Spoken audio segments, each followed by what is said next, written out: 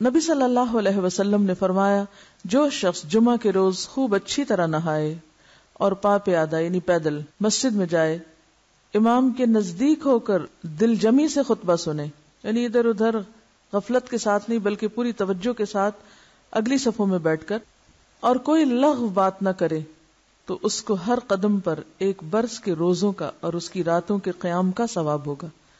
یعنی اتنا فضیلت والا عمل ہے اگر کوئی شخص پوری توجہ اور محبت اور شوق کے ساتھ کرے.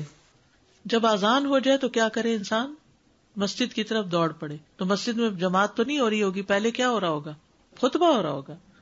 سامعین کا امام کی طرف رخ کرنا، یعنی جمعے کے دن یہ نہیں کہ آپ کرسی لگا کے کسی اور طرف منہ کر کے بیٹھ جائیں اور جب جماعت ہو تو پھر صف میں کھڑے.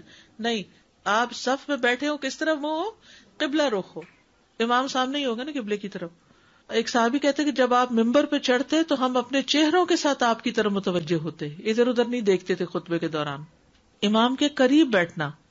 اللہ کے نبی صلی اللہ علیہ وسلم نے فرمایا، ذکر میں حاضر ہوا کرو، یعنی خطبہ میں، اور امام کے قریب بیٹھا کرو. بے شک آدمی دور ہوتا رہتا ہے حتیٰ کہ وہ جنت میں بھی پیچھے ہی ہوگا اگرچہ وہ اس میں داخل بھی ہو جائے. تاخیر کی اتنی مذمت ہے. خاموشی سے خطبہ سننا، یعنی بات نہیں کرنی چاہیے، کوئی اہم بات بھی نہیں پوچھنی چاہیے. ابن مسعود سے روایت ہے کہ انہوں نے ابی ابن کعب سے قرآن کی کسی آیت کے بارے میں سوال کیا جبکہ اللہ کے نبی خطبہ دے رہے تھے، تو انہوں نے اعراض کیا اور کوئی جواب نہ دیا. پھر جب آپ نے نماز پڑھائی تو ابی کہنے لگے، تمہارا جمعہ ہی نہیں ہوا. تو ابن مسعود نے رسول اللہ صلی اللہ علیہ وسلم سے پوچھا تو آپ نے فرمایا، ابی نے سچ کہا. کوئی بات کرنے کی اجازت نہیں، یہ کہنے کی بھی کہ چپ ہو جاؤ یہ بھی اجازت نہیں.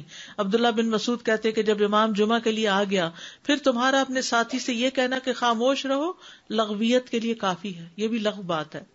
کوئی لغو حرکت نہ کرنا، کنکریوں سے نہ کھیلنا، فون سے نہیں کھیلنا، میسجز چیک نہیں کرنا، انگلیوں میں انگلیاں ڈال کے پٹاخے نہیں بجانا، گوٹ مار کے نہیں بیٹھنا. گوٹ مار کے کیسے بیٹھتے ہیں؟ گھٹنے اوپر کر کے اور یوں ایسے گھٹنوں کے گرد ہاتھ ڈال کے. کئی دفعہ ایسے نظر آتا ہے کہ خطبے میں لوگ اس طرح بیٹھے ہوتے ہیں کیونکہ پتہ نہیں ہے. یعنی آپ چوکڑی مار سکتے ہیں. آپ سب سے افضل پوزیشن تو یہ ہے کہ جیسے نماز کے اتحیات میں ہم بیٹھتے ہیں، لیکن کچھ لوگ اس طرح بیٹھ نہیں سکتے، چلے کرسی بھی بیٹھ جائیں. اگر کرسی نہیں ہے، نیچے بیٹھے ہیں تو چوکڑی مار کے بیٹھ جائیں، ٹانگیں اس طرح پیٹ کے ساتھ لگا کے گھٹنوں پہ ہاتھ کو بل دے کے اس طرح نہیں بیٹھے.